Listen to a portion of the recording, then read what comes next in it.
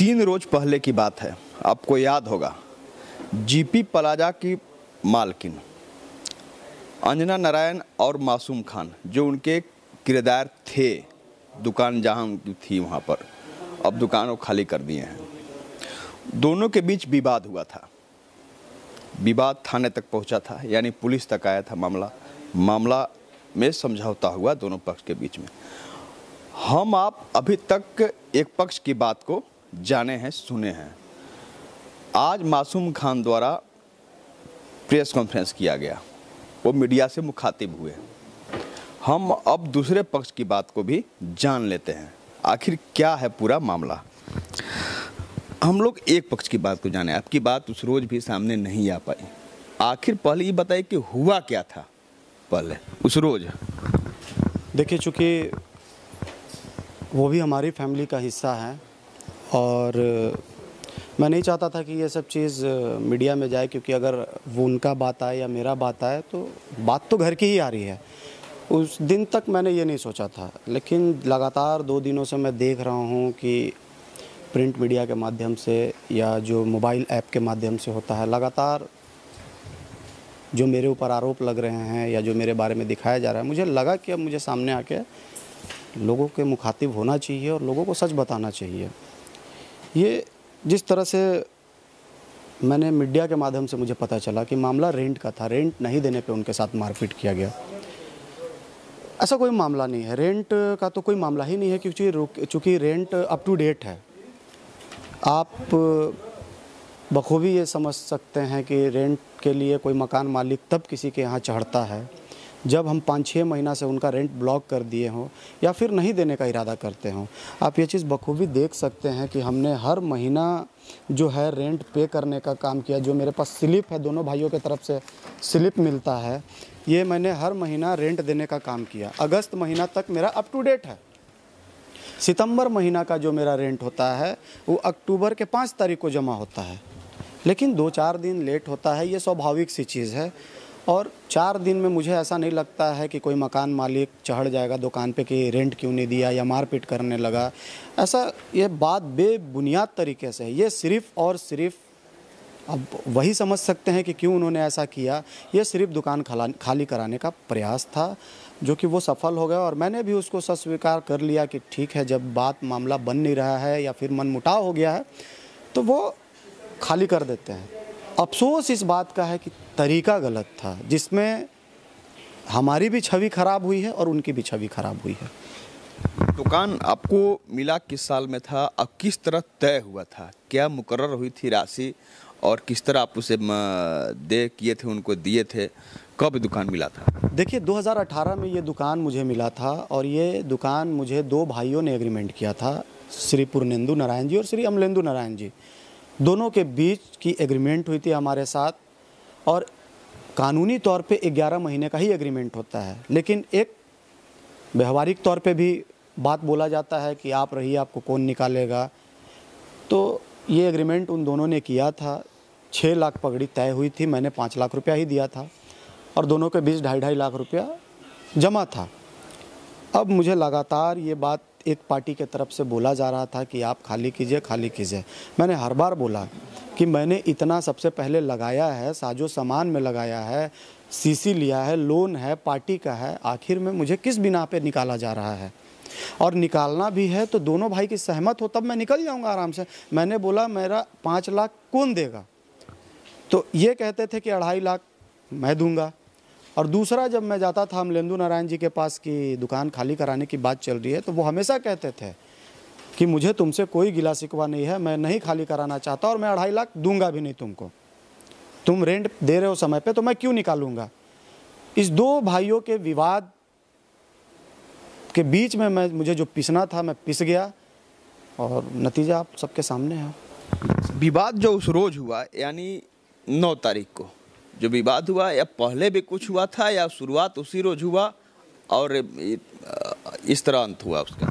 नहीं, देखिए, उनका हर छोटे छोटे बातों पे ये टॉर्चर करना कि आप यहाँ का बाथरूम यूज़ मत कीजिए, आप गार्ड का पैसा आपको देना होगा, चलिए मान लेते हैं गार्ड का पैसा देना था, एग्रीमेंट में भी हम ये भी स्वीकार करते हैं कि गार्ड का पैसा देना था।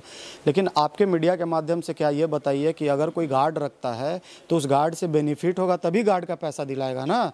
वो गार्ड आप कभी भी जाइएगा तो 24 घंटा उस होटल के दरवाजे पर बैठता है और सिर्फ वहाँ का गाड़ी हटाता है, हमारे यहाँ तरफ गाड़ी लगा रहता है। तो जब उसका बेनिफिट नहीं है तो आखिर में पैसा कैसे कोई पे कर सकता है, एक चीज़।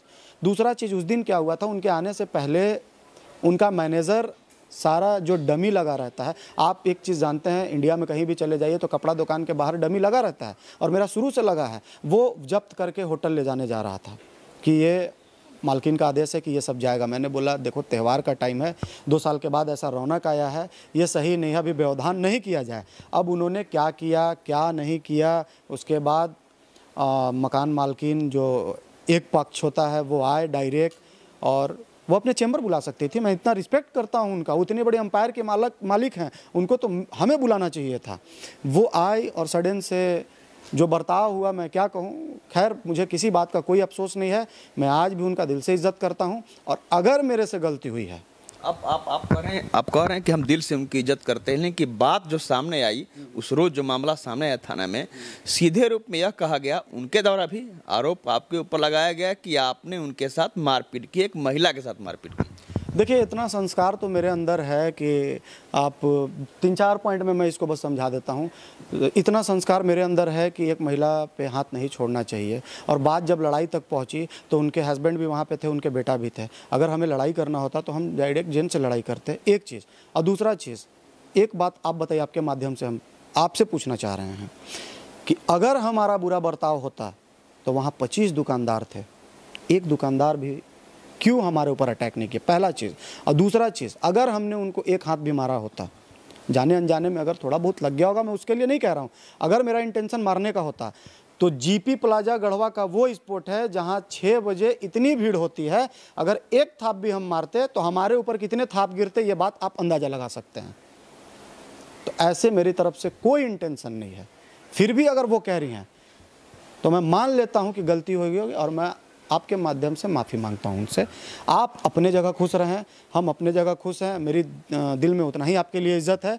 आपका इंटेंशन था दुकान खाली कराने का, मैंने कर दिया, लेकिन तरीका गलत था, तरीका गलत था, उसको रूप गलत दिया गया, उसको पार्टी वाइज गलत किया गया। इस बात से मैं आहत हूँ, और निश्चित आहत रहूँगा, इसलिए कि मेरे घर में 9 महीना की एक मेरी बेटी है जिसको मैं भरपूर टाइम नहीं दे पाता हूँ। और आप सब गढ़वा के लोग जानते हैं कि मैं सुबह से शाम तक हर समाज के लिए रोड पे निकल के काम करता हूँ। मेरे अंदर कभी कोई फीलिंग्स नहीं है। जब मेरे साथ ऐसी बात हो जाएगी तो निश्चित मैं 2 दिन तक मानसिक संतुलन खो दिया था, मैं बहुत ज़्यादा अपसेट था। फिर जब मैंने पेपर में देखा तो मुझे लगा कि अब मुझे अपनी बात कहनी चाहिए, क्योंकि ये गढ़वा की जनता है, ये मुझे भी अपनाएगी, मेरी भी बात सुनेगी। तो मैं आपके माध्यम से आज अपना बात रखने आया हूँ। आप जो प्रेस को दिए हैं कुछ लिखकर, उसमें आपने ये भी लिखा है कि जाति सूचक शब्द भी आपको कहा जाता था जब आप वहाँ रहते थे, जब अपनी आप दुकान चलाया करते थे उस वक्त। बिल्कुल निश्चित। अब तो सब देखिए मामला सॉर्ट आउट हो गया, तो अब कटाच करना सही बात नहीं है, लेकिन निश्चित हमेशा हमको टारगेट किया जाता था, इस बात से हम दो राय नहीं करेंगे। टारगेट किया जाता था हर बात को लेके, लेकिन चलिए कोई बात नहीं। एक अच्छा सामाजिक आदमी रहता है तो इन सब बातों को माइंड ये करके और फिर समाज सेवा में लगा रहता है।